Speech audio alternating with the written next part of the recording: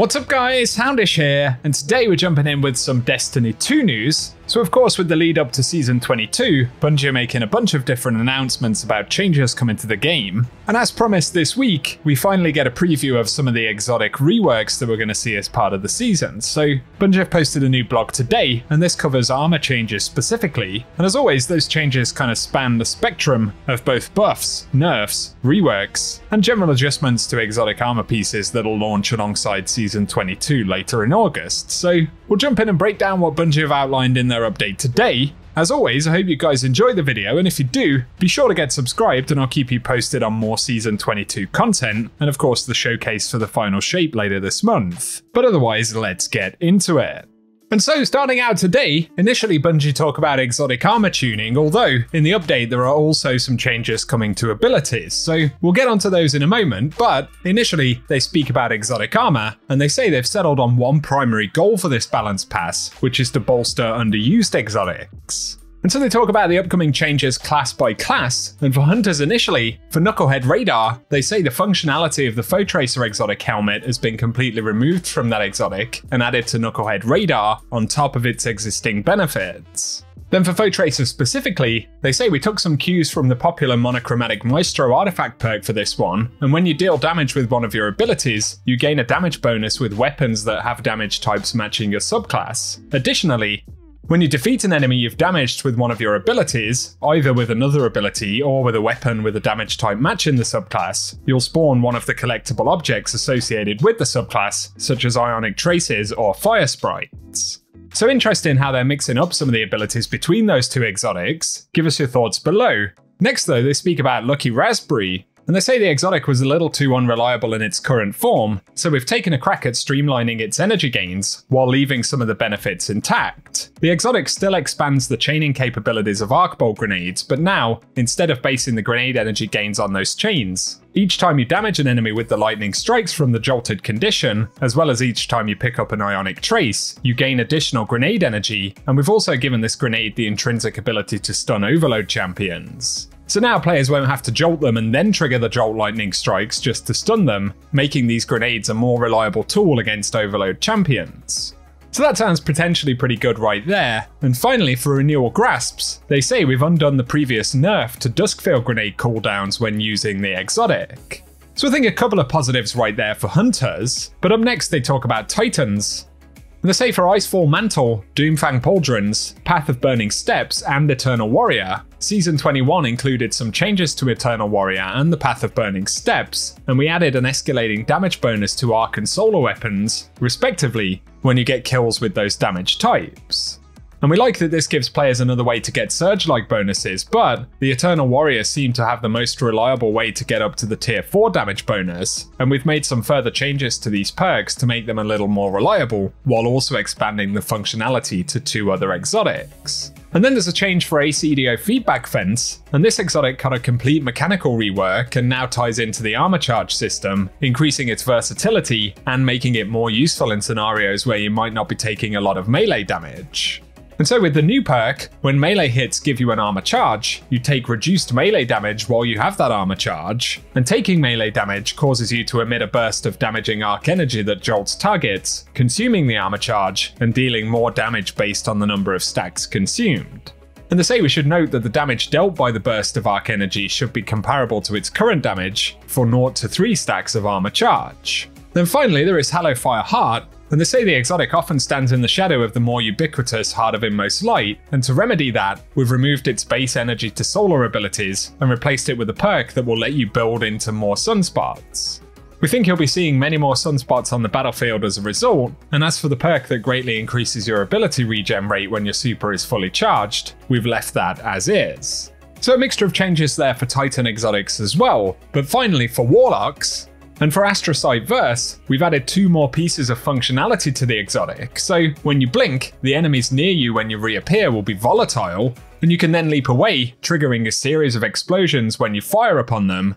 And additionally, when you're using the Nova Warp Super, the Dark Blink ability no longer consumes super energy. That's a pretty interesting change there.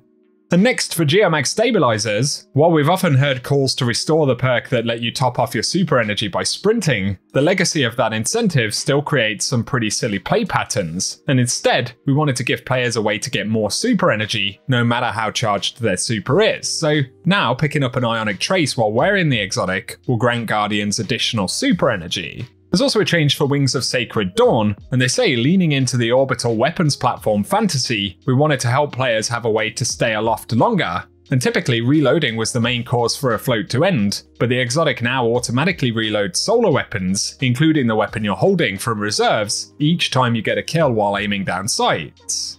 And they recommend that players try that one out with Xenophage. That's another interesting change there, it sounds pretty decent. Then for Winter's Guile, they say due to the nature of the Stasis Warlock's melee ability, the exotic was previously a disappointing choice for that subclass, so they've added a new perk to this one, specifically for when you're playing with the Stasis subclass, and now combatants encased by your Penumbral Blast melee will automatically shatter after a short delay. So I think mostly some pretty cool changes to exotics right there. Let us know what you think down below. They do add though that as with any changes they make, they'll be watching the data and feedback carefully, and they may make additional tuning changes accordingly. They also indicate that they're already working on the next round of exotic armor tuning for future seasons. So again, give us your thoughts on the exotic updates right there. And next, let's move on to ability changes for Season 22. And there's a fairly significant focus on certain Titan abilities right here. So they say starting off with Barricade, this ability is a potent tool for closing off lanes, bunkering under fire, creating safe spaces to get a revive, and gathering information from relative safety. And so they've been experimenting for a while with opt-in ways to play around with barricades, including anti-barrier rounds via the artifact or exotic weapons, origin traits, subclass buffs, and tuning the damage special weapons deal to barricades. However, it's clear that in the heat of the moment, these kind of out-of-combat decisions aren't really coming into play, so they're making some base-level changes across different barricade abilities, primarily targeting the strength of Towering Barricade.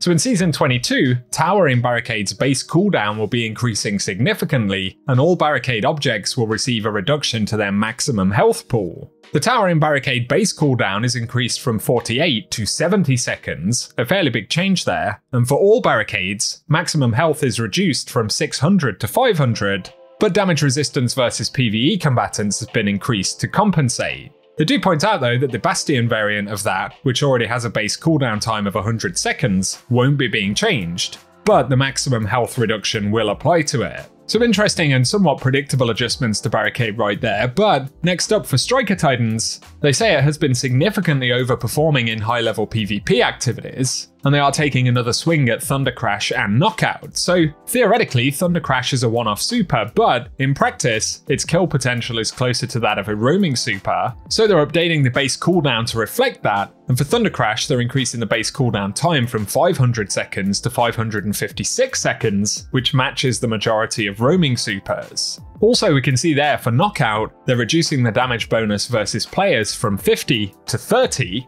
And so between the changes to Thunder Crash, Knockout, and Barricades, it's safe to say Titans are being taken down a few notches in a couple of different areas. Give us your thoughts about that. Obviously, a lot of it is focused on PvP. But next up, they talk about Strand, and they say they've been monitoring its performance since Lightfall's release. And here they talk about Suspend. Currently, they say it's a skeleton key that solves combat problems against all combatant types, and on top of that, its current duration heavily steps on the toes of Stasis Freeze, which we want to keep at the highest potency disabled in the sandbox. On top of that though, the uptime of suspending atoms doesn't allow for meaningful player decision making when choosing when and where to place a hard disable. So they are making a suite of changes across both Suspend and the supporting atoms to better carve out a healthier role for Suspend in the sandbox. So the base duration of Suspend is being significantly reduced. We've further reduced it against champion combatants to ensure they remain a core focus in combat.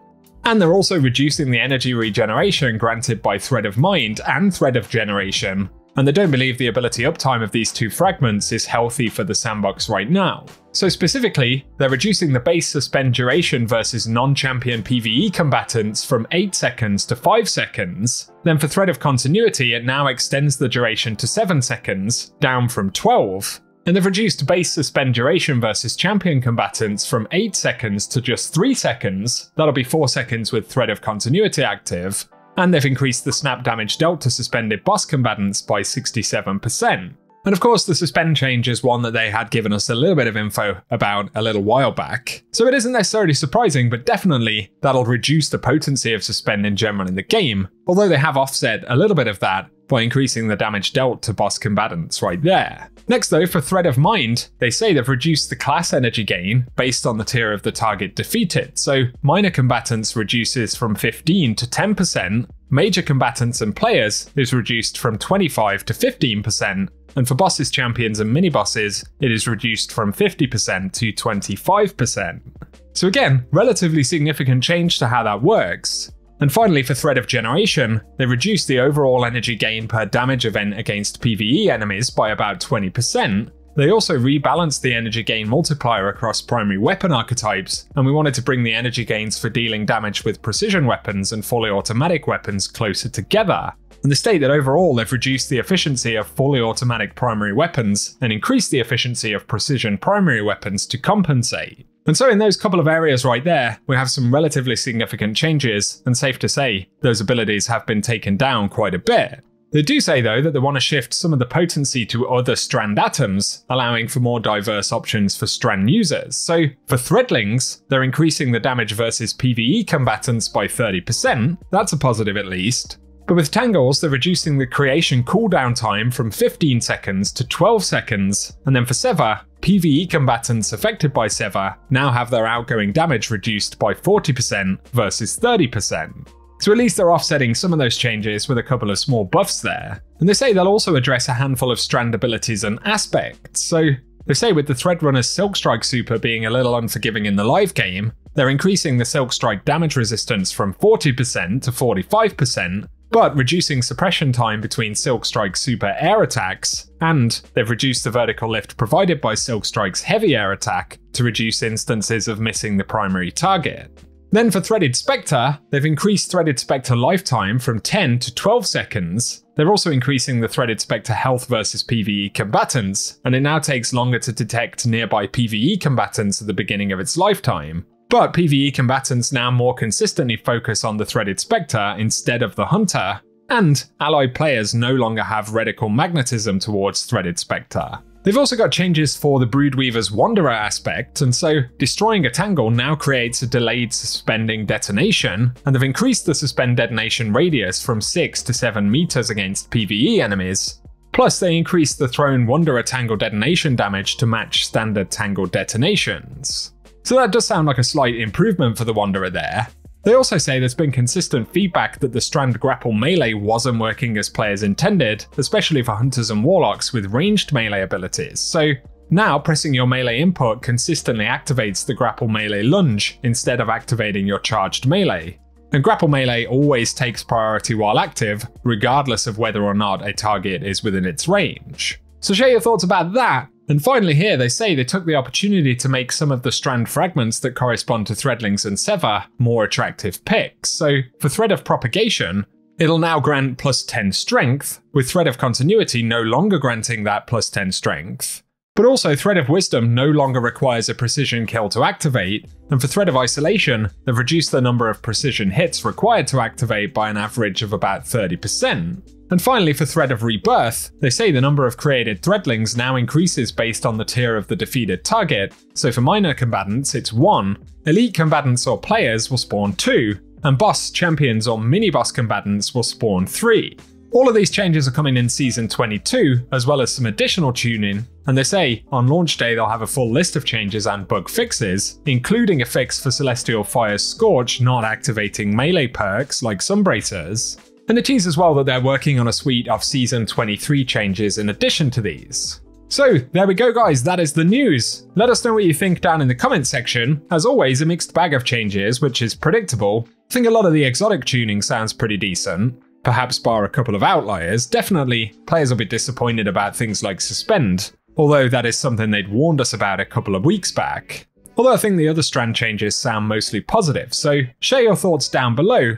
But for now, if you've enjoyed the video, a rating below really does help us out as well, and be sure to get subscribed to the channel if you want to be kept up to date with all of the Season 22 changes. But otherwise, I appreciate you watching, and I hope you guys have an awesome day.